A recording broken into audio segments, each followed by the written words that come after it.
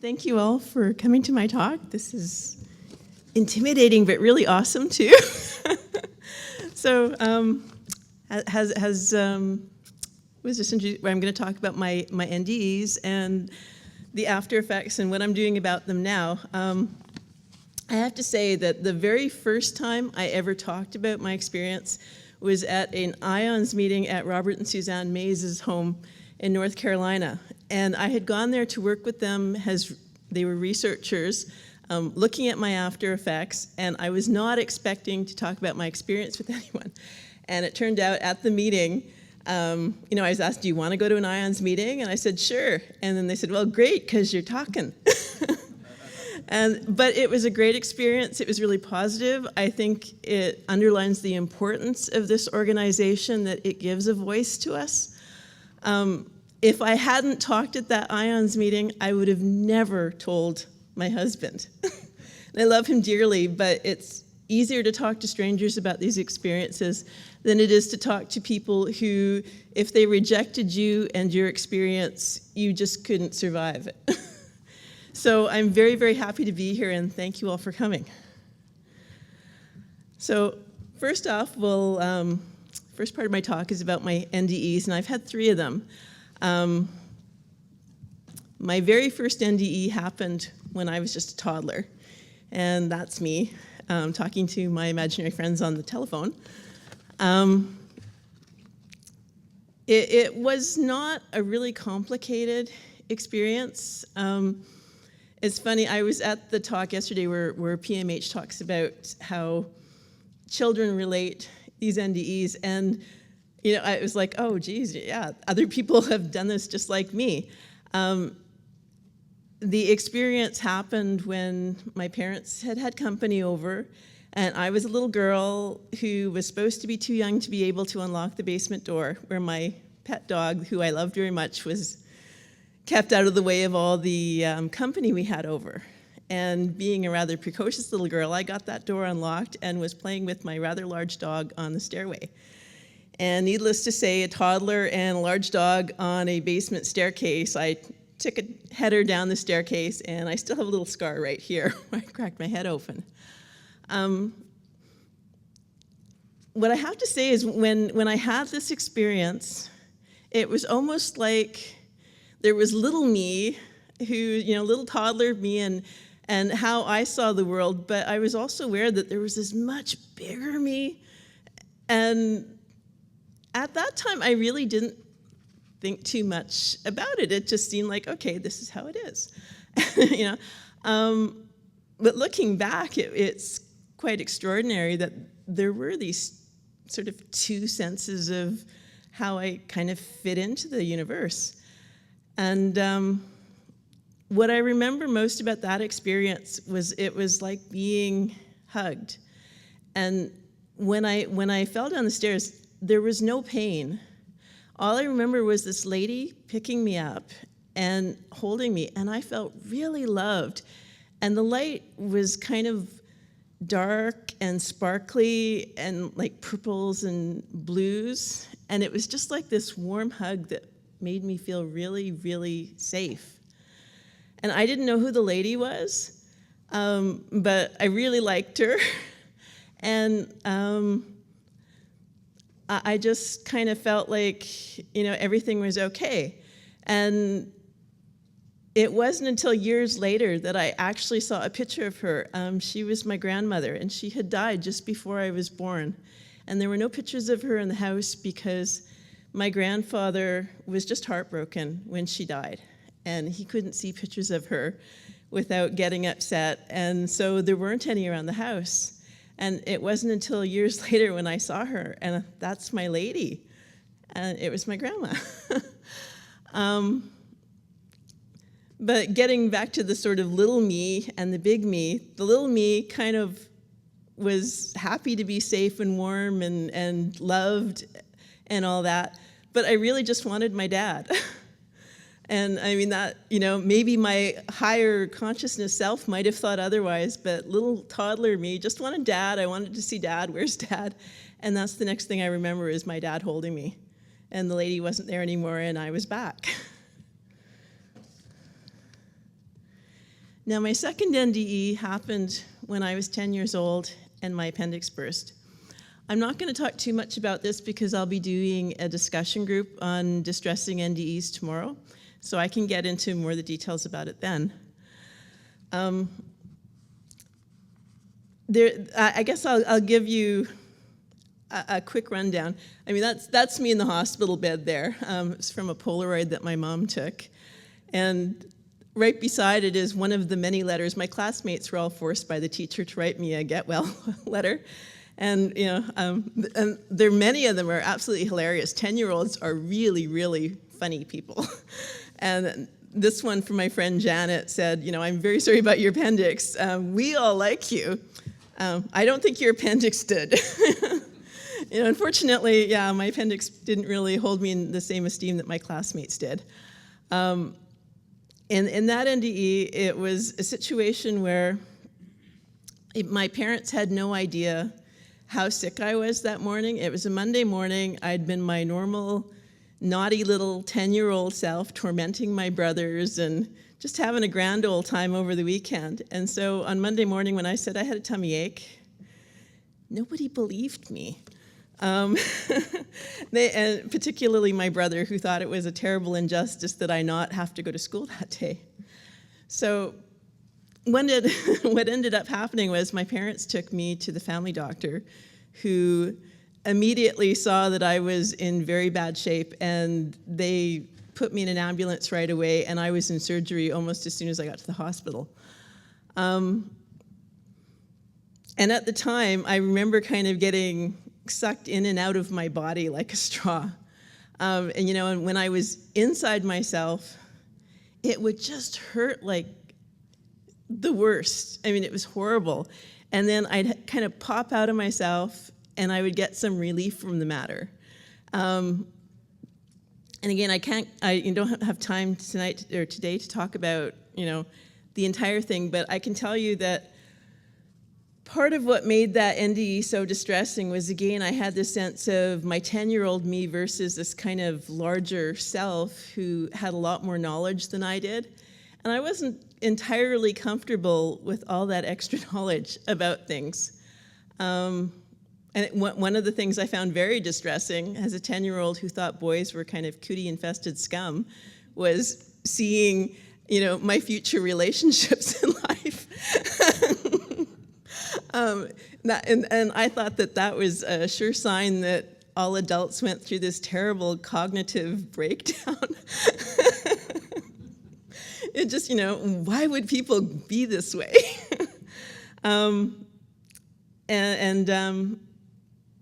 Another part of what I found very distressing was that when my body was in the operating room being fixed up by the doctors, I had kind of gone looking for my parents, because that was all I wanted, was I just want mom and dad to fix this.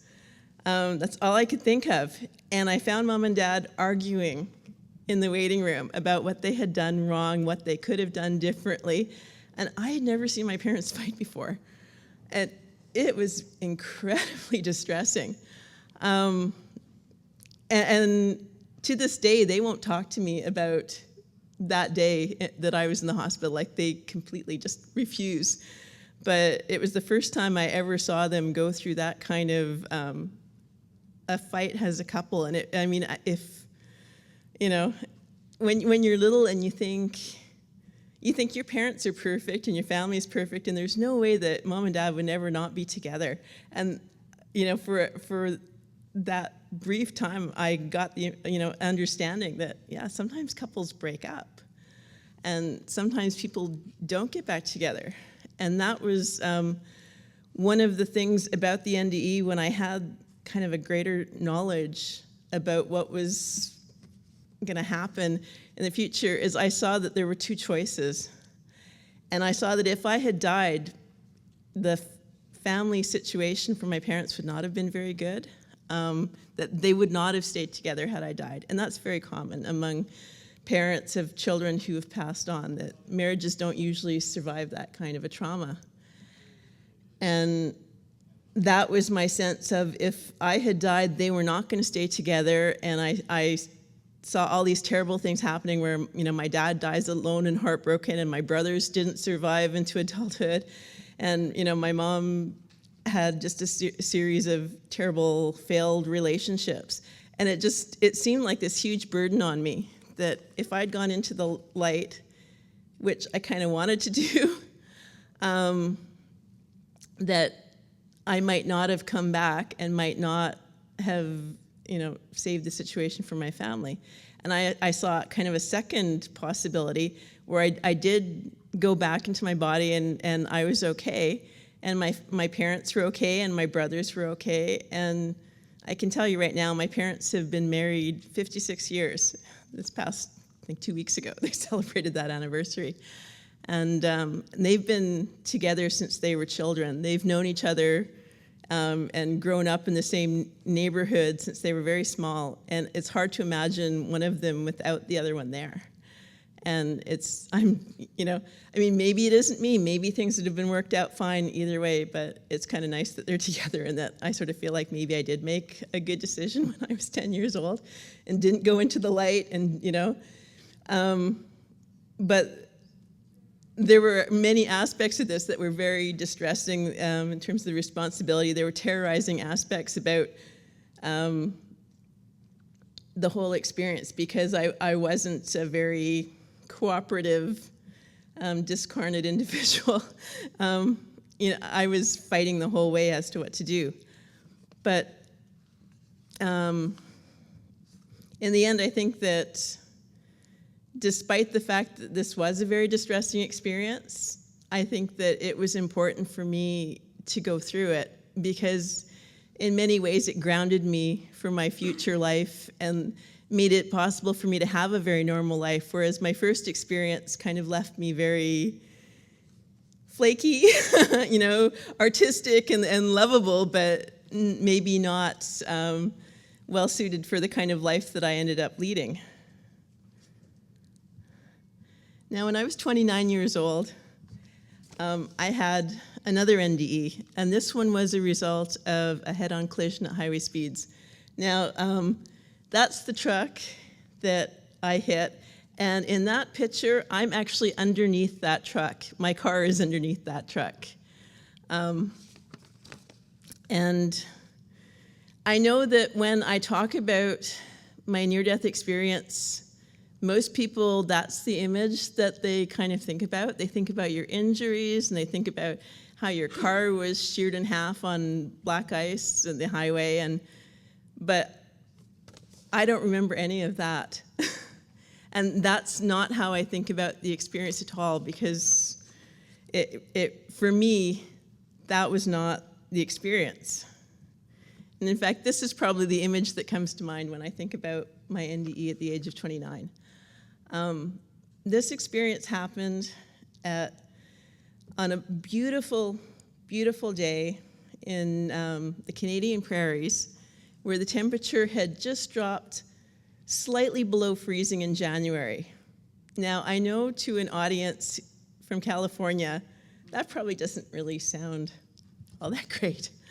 But I can tell you, having grown up in a very cold part of the world, and I love winter. I mean, I love the snow, and I enjoy the outdoors, and I enjoy the wilderness places in Canada.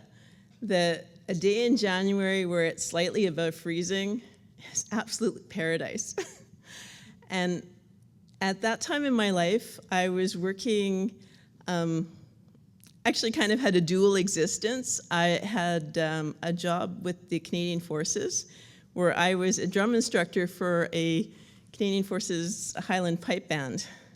So I was a musician in the military as part of my existence, and then the rest of my time, I was a landscape painter. And on this day, I had chosen to drive into a provincial park because it was beautiful and warm, and I had taken my little dog Cassie, that's who you see there, and we had gone to paint the landscape out in Sprucewoods Provincial Park, and it was beautiful. If you have to choose a last day on Earth, that would have been an absolutely perfect last day on Earth. I mean, I was sitting beside a frozen lake with my little dog, sipping hot chocolate and painting the landscape. It was just amazing. And it's one of the best days I can remember. Sorry, I got emotional talking about that. So after we'd had our great day in the park, Cassie and I headed home in my little Hyundai Excel. And as you probably figured out from the previous photograph, we lost control of the vehicle on black ice and pretty much sheared the car in half when we hit the large truck. There's pieces of it in either side of the highway. One of the things that's kind of interesting to me is that some of the newspaper accounts make it sound like I may have been conscious when they originally got me out of the vehicle, and that I had succumbed to the head injuries afterwards and was unconscious for the next couple of days. So it's really, I have no memory of the accident, and that's quite common when you've had a head injury, is that you'll lose roughly 20 minutes preceding the injury itself, and you don't get that back. And it's sort of strange when you think about consciousness, is that for how everybody normally thinks about consciousness, I was conscious and awake and talking even though I have no memories, and I was not capable of forming memories.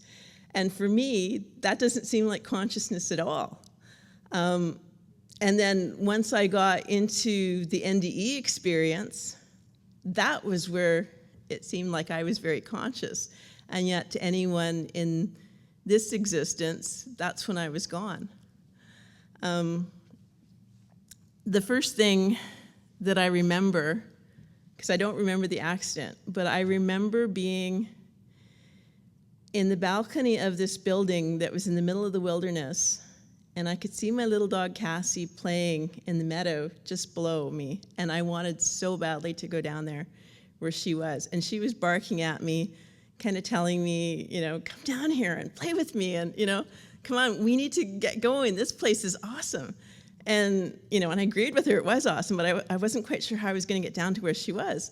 And then when I was thinking about how I was going to get down there, my grandmother, who happened to be there, my deceased grandmother, wouldn't let me go. Now, this wasn't the grandmother that I saw in my first NDE. This was my paternal grandmother, who I'd grown up with and been very, very close with for, you know, that part of my life. She'd actually died just shortly before this experience. And, you know, my grandmother was there, and she kept telling me, you know, don't worry, I'm going to get you through this. And at the time, I didn't know what I was supposed to be getting through. I mean, because where I was absolutely awesome. It was great. How can I be needing to get through anything? This is just the most wonderful place and the most wonderful experience, and I feel incredibly loved, and this is great. So what is there that I need to be getting through? And I didn't really have a concept of back here at that point. I was just where I was, and everything was great. What did it look like? To me, it looked like a wilderness area. It looked a lot like the place where I had spent just that phenomenal day. The difference was that instead of just it being wintertime, it wasn't just January, it was like all the seasons seemed to be represented at once. I mean, I could smell snow and I could smell flowers, and like, you don't just see or smell or hear independently. All your senses kind of get mixed together. And it seems like it really shouldn't make sense that way, but it made way more sense that way.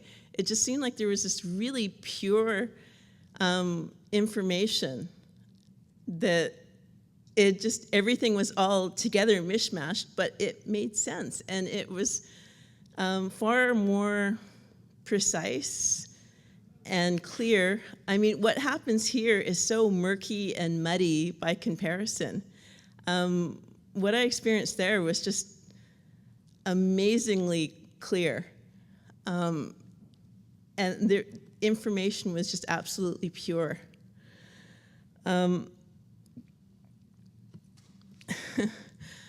You know, and I mean, I'm really, I know when people want to know a description, and it's very difficult to find the appropriate language to convey all of this, because there really isn't any kind of language that works. And I've tried. I mean, I've looked at this every way possible, and there just isn't a way to make it so that it makes sense to people here that haven't experienced it before. But I can say that it was just so much more real than here. And I know you probably heard that. Like, you know, that's kind of the comment the near-deathers all make. It's realer than real. But it was. And if I had better words, I'd use them, honest. Because, you know, I really want you to understand.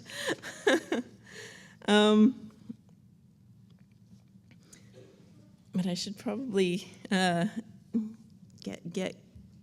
So there's a lot of other things to cover. Like I said, I understand. If you want to talk to me more about the NDEs, I'm certainly willing to, and I'll be talking a lot about the distressing one in the discussion group tomorrow. But you can ask me questions about any of these. I know that it's a lot for an hour-long presentation, especially when there's 3 of them, and I could like write a book on every one or an encyclopedia on every one. There's just so much there. So I'm going to talk about the after effects. And I think anyone who went to PMH's talk, I certainly recognized a lot of myself in what she's had to say about after effects. And yes, that's my hand with the butterfly. For some reason, I have a weird butterfly thing where they all latch onto me all the time. and you know, people have joked, well, maybe that's an NDE thing, but I don't think that's been documented in any of the literature. So the after effects of my first experience as a child were actually pretty pleasant. I think when you're little and a little bit different, that's okay. It's actually very cute. Now, these are comments from my early report cards. And in fact, Follows Her Own Personal Drummer, that was from my very first report card in kindergarten. You know, my teachers early on thought I was very imaginative and I was a popular playmate and creative. There's really no downside to being a little bit different at that age. It was okay.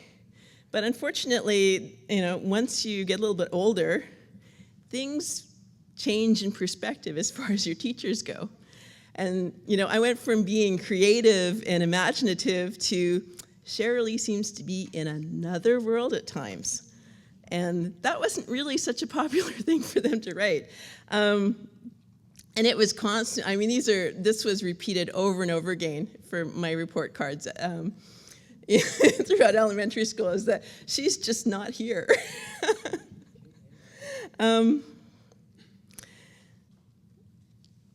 So, you know, my main after effects as a child, we're looking at precognitive experiences and imaginary friends. Now, I mean, I think a lot of children do have, you know, imaginary friends that aren't really imaginary friends. Throughout my childhood, I saw the grandmother from the first NDE quite a lot. And I continued to see her until my grandfather passed away, and then I kind of saw them go off together, which was quite sweet. And I also had precognitive experiences. Now, my father's favorite childhood story about me, it's a Christmas story, where apparently when I was just at the age where a lot of kids are starting to, you know, wonder if Santa's real. Well, I had older brothers, and I was the youngest of 3, and my brothers were told that under no circumstances were they supposed to disillusion me about Santa Claus that year, that my parents wanted one last, yay, Santa's coming Christmas, you know, before I got to the point where I was too old and might not be quite so believing. And the only problem with my parents' grand scheme for that was the fact that I wanted, well, I knew what Santa was bringing me, and I described it lovingly. It was a porcelain tea set with blue flowers, and I described this in loving detail, and I wrote a wonderful letter to Santa Claus, you know, thanking him in advance for the fact that he was going to get me this tea set. Now, the problem was my parents couldn't find this thing anywhere. they looked and they looked and they looked. This tea set did not exist, and I mean, back then you got everything out of the Sears catalog, the Christmas wish book, and they could not find this, and they looked and they looked, and they were just beside themselves, and it was to the point where they were trying to explain to me, well, sometimes Santa Claus can't always bring you exactly what you want, but try and go with it. and I was, I wouldn't hear of it. It's like, no, Santa knows what I want. This is not a problem. Santa has got this covered. Well, my dad, at the company he worked for, they had Christmas parties every year where the kids would go and sit on Santa's knee and get a present. And it just so happened that year when I sat on Santa's knee, he handed me my porcelain tea set with blue flowers.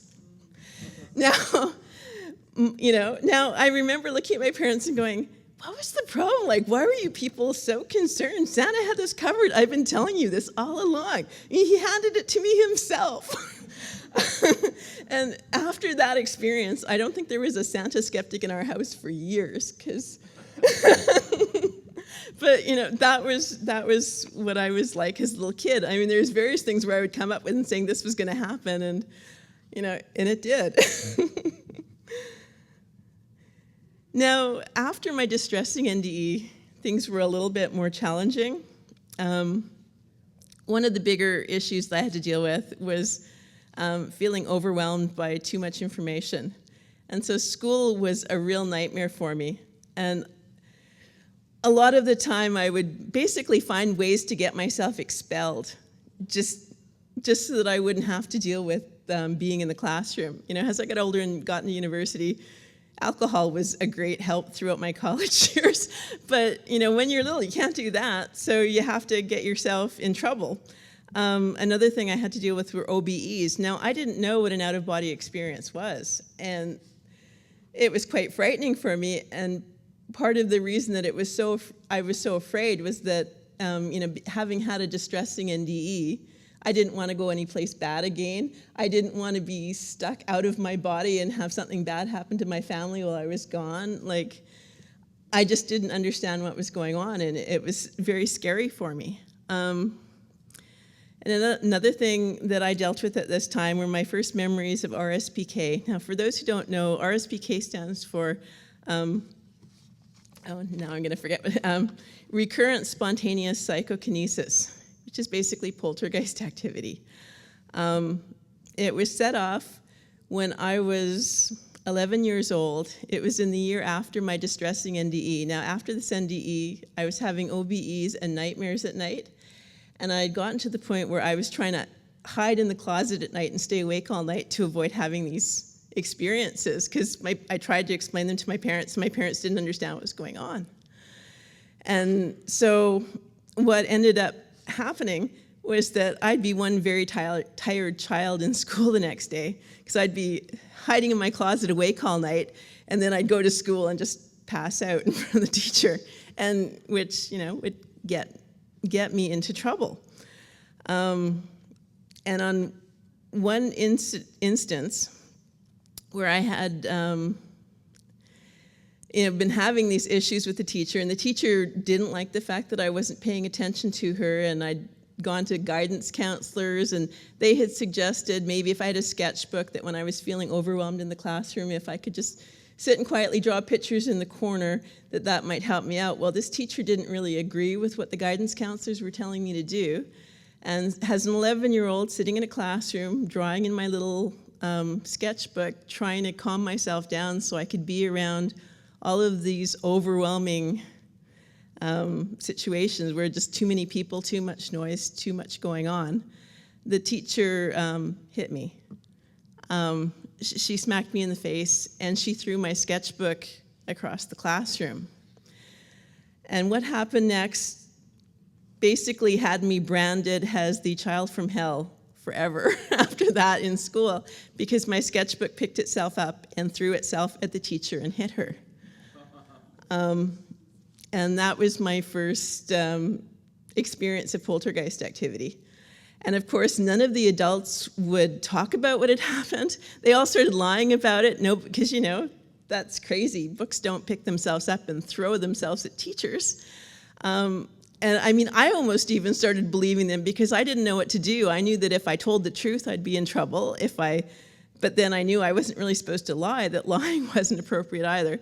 So I became a rather wild teenager as a result of this, because I really lost a lot of respect for authority, because I had to learn to lie about my experiences. And one of the next things that happened to me brought me back to my distressing NDE, where I was concerned that once you became an adult, you were going to lose all cognitive function, was I started seeing colored lights around people. And where they were brightest were the boys I was the most attracted to.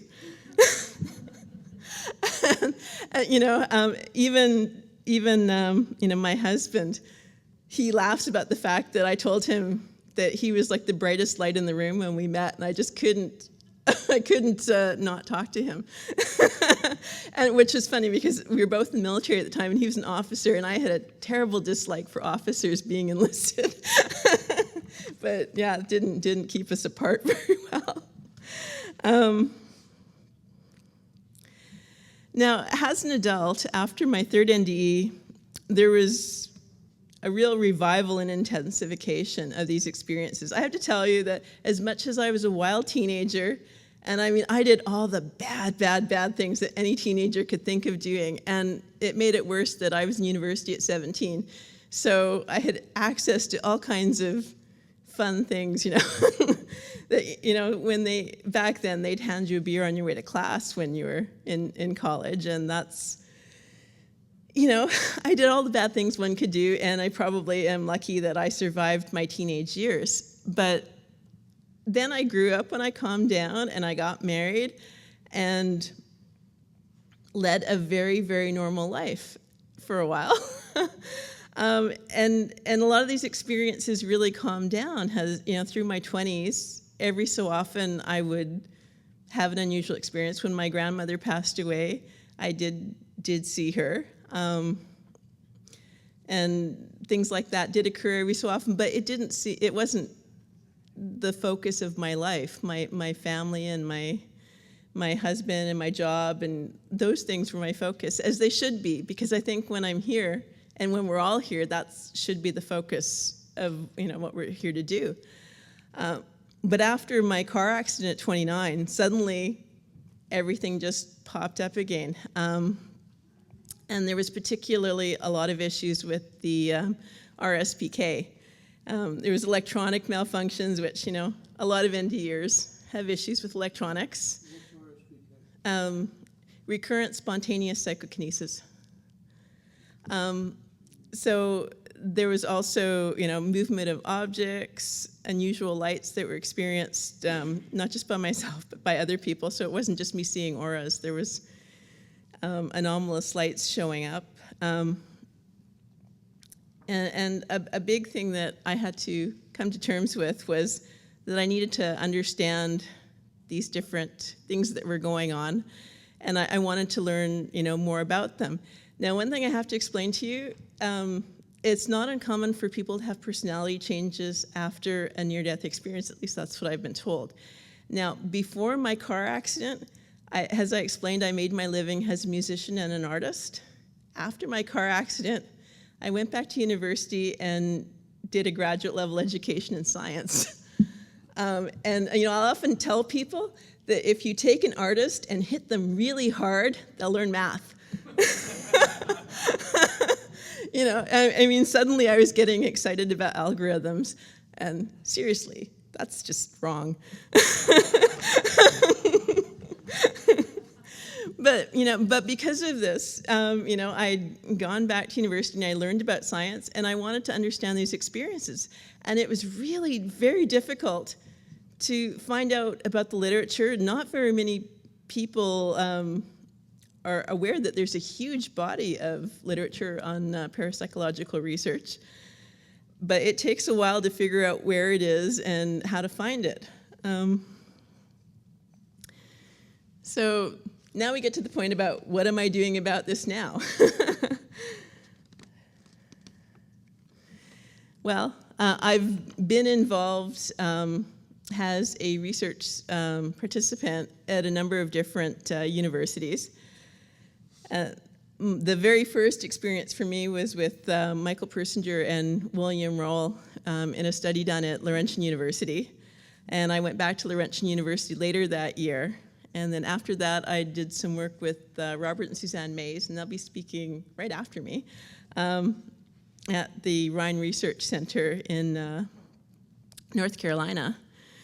And I've been to a variety of other places, but I have to tell you that it's great to be able to work with other researchers, but you have to understand that usually it's for such a limited period of time. Because if you fly across the country, you spend 3 days in the lab, you hope that things work out, and then you fly home, and then you spend the next 6 months crunching the numbers to see what actually occurred while you were there. So eventually I had to realize I did my own work as well, because it's nice to be able to do long-term studies on this. This is from my first trip to Laurentian University. And for anyone who knows anything about EEGs, there's not that many channels on the EEG. They're hooking me up into that picture, and I'm just pointing it out because later on you're going to see the one that was used by the University of Virginia's DOPS laboratory, and they have a much more sophisticated setup. The fellow that I'm with there is William G. Roll, and for anyone who's familiar with parapsychology, he's basically the guy that wrote a lot of the early literature and coined the phrase RSPK and did a lot of the early work on poltergeist activity, and started to relate it to people as opposed to spirits and ghosts, that it's really a function of consciousness rather than something that's happening to us from outside sources. I've also done some work with Dr. Norm Hansen. He's a professor emeritus at University of Maryland. And that thing that's above my head, it's actually measuring a bioenergy field. And he's recently published a few papers on this. He hasn't published the work that we did together yet, but I think this is really exciting for NDEers, the fact that somebody is actually finding ways to measure that we might be a little bit different just in our energy, because we all kind of know that there's something different about us.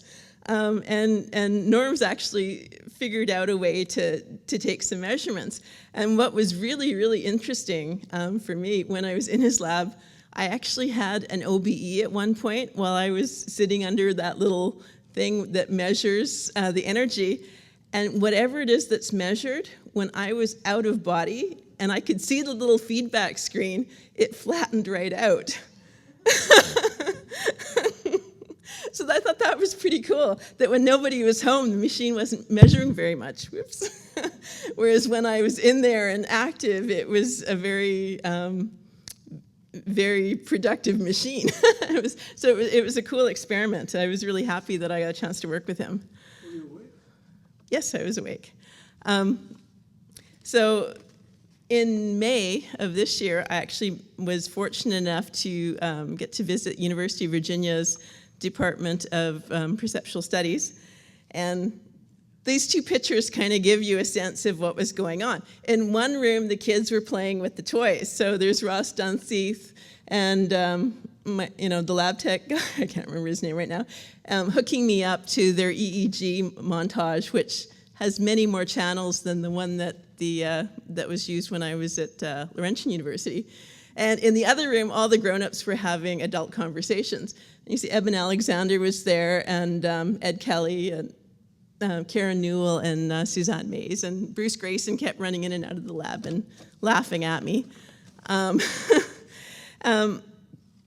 But it was a really interesting experience. One of the side things that I didn't realize at the time that I was there was I couldn't understand why Eben Alexander was so interested in meeting me, because I really didn't know him. But I've been doing some work with Karen Newell, is one of the founders of a company called Sacred Acoustics that does binaural beat recordings for meditation.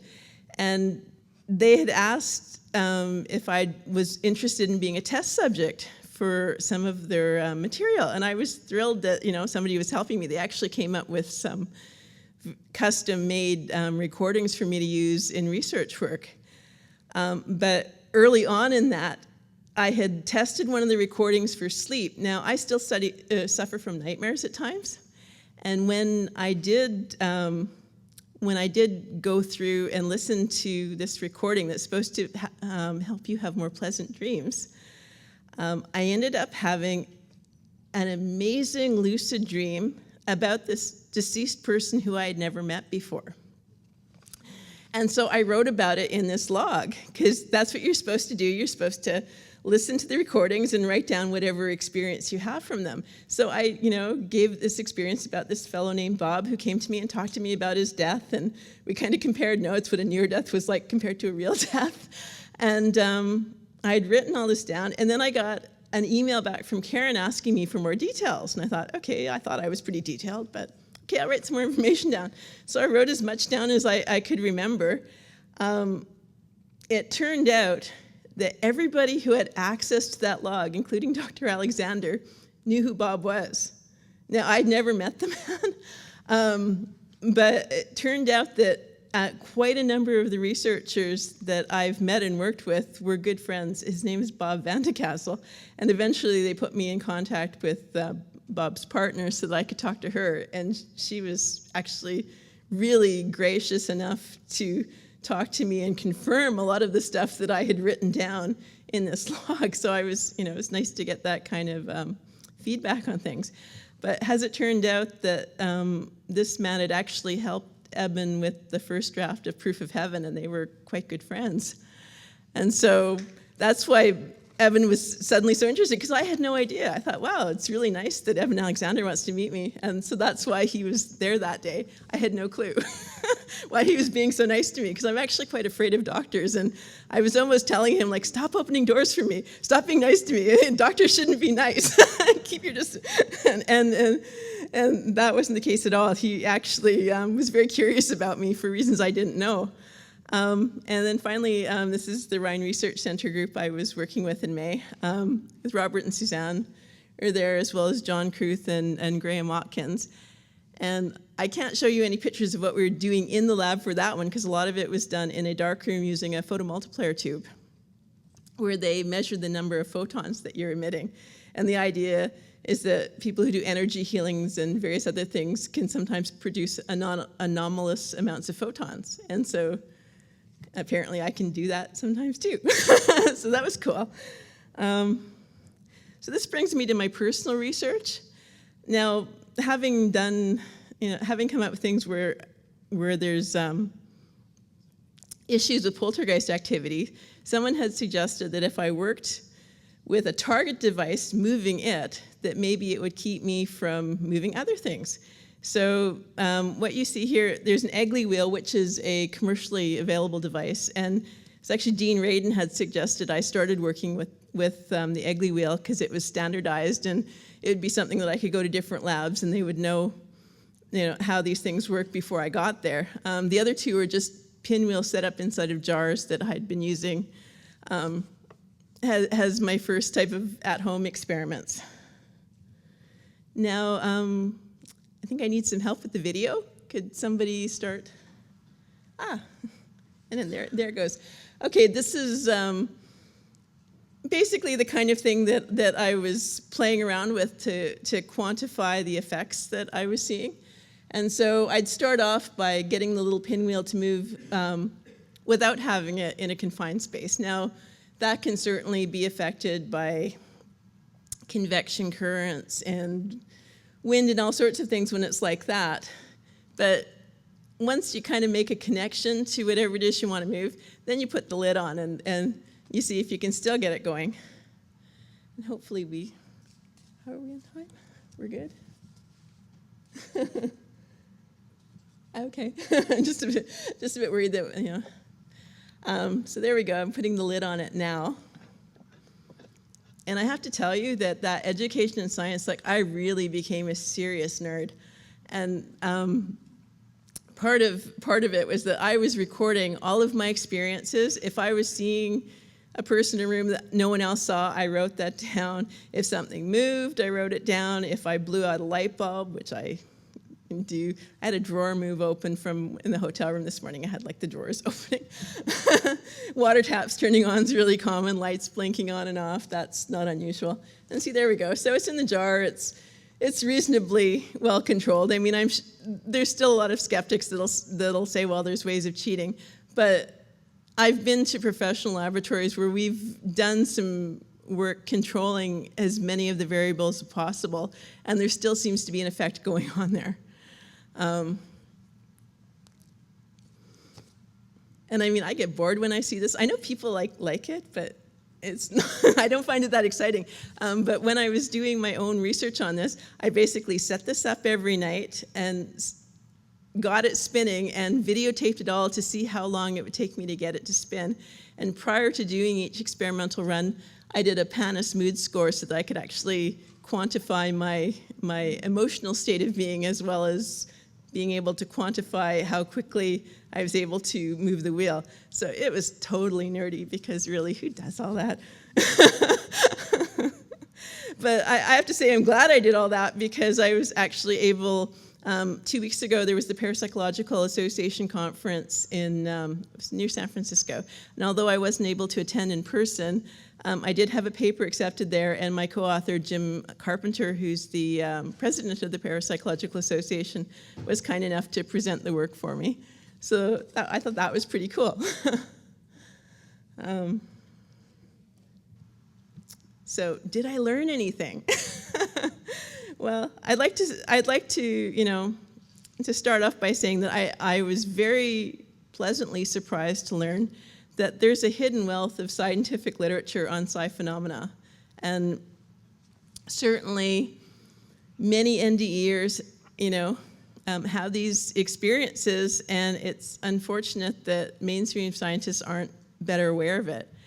And I think at least in my case, it was great to become involved in research. It was great to do my own research.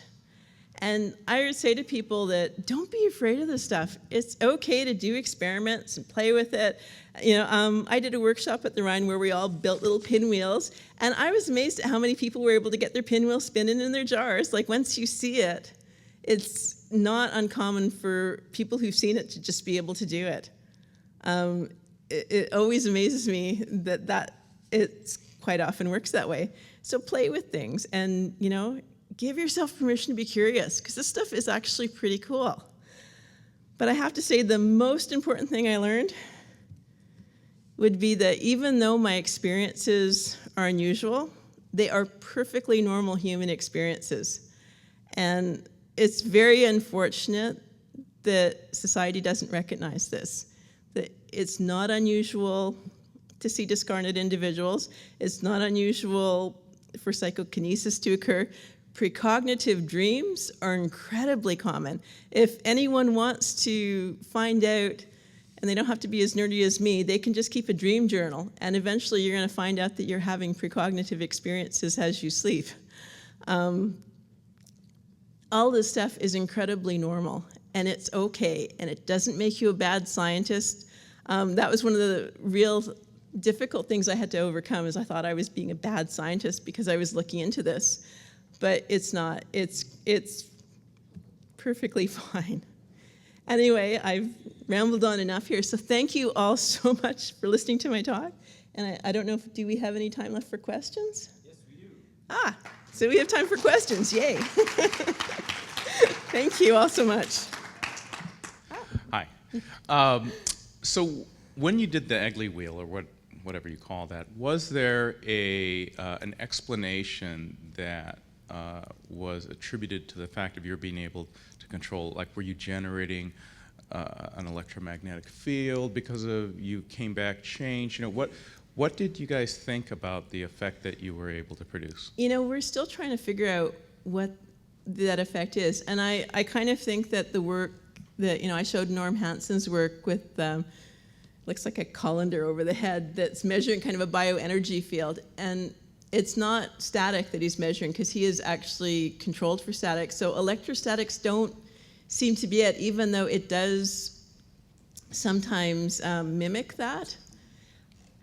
It's right now, they're just documenting the effect. We still haven't figured out exactly what the effect is.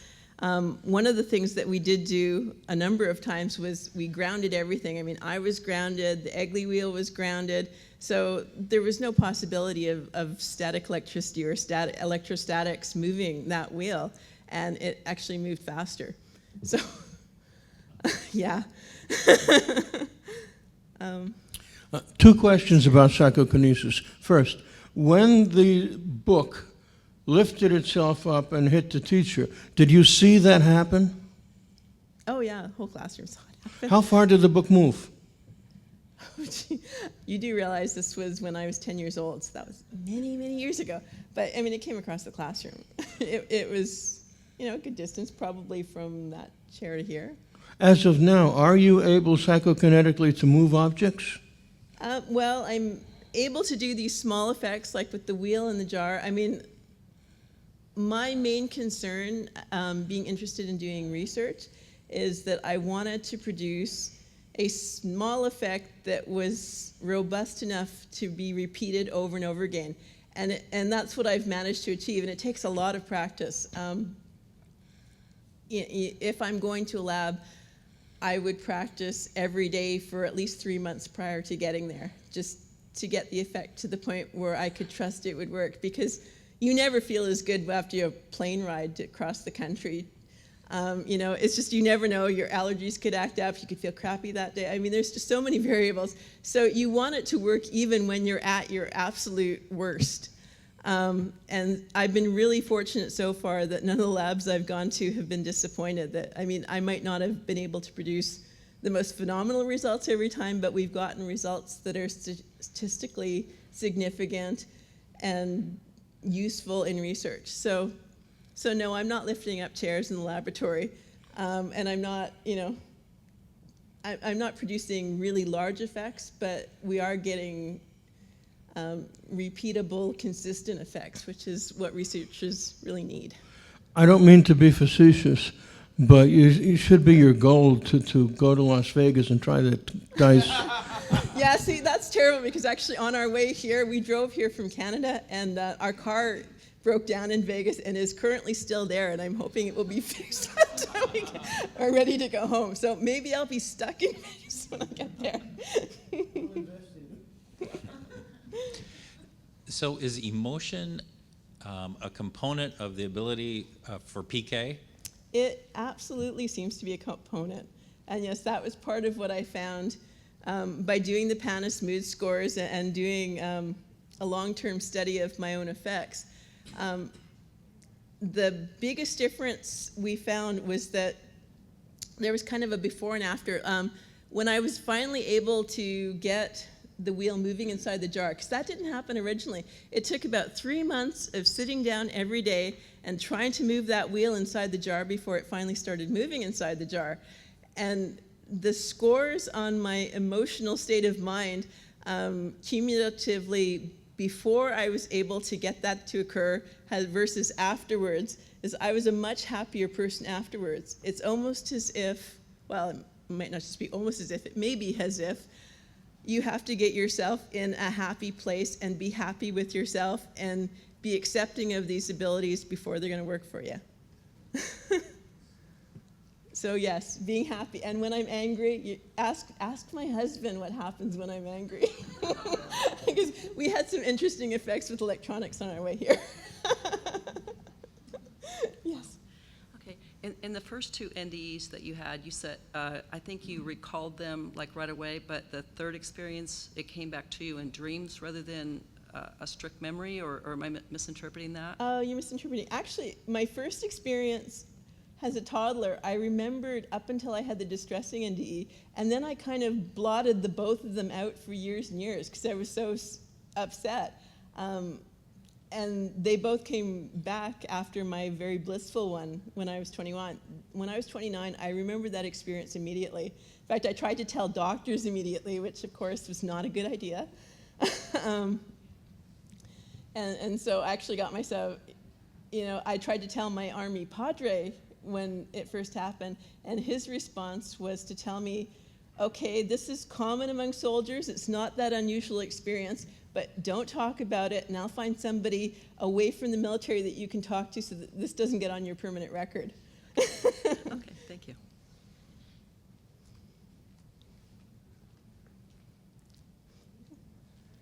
Oh, Did you write a book? no, I haven't written a book. The question was, has she written a book? And No, I haven't written a book. I have written a scientific paper, and I'm working on some others, and I have actually been I have been working a little bit on a book, but I have no idea what I'm going to do with it. What's your MOS in the Army? Sorry? What's your MOS in the Army? the question was, what's your MOS in the Army? Okay, I was a musician in the Canadian Armed Forces. I was a musician in the Canadian Armed Forces. So I was a drum instructor for a Highland Pipe Band. That was my job. And don't you love that lad? And yes, I wear kilt to work every day. We love you even more. And on that note, let's all give her a hand. Thank you so much.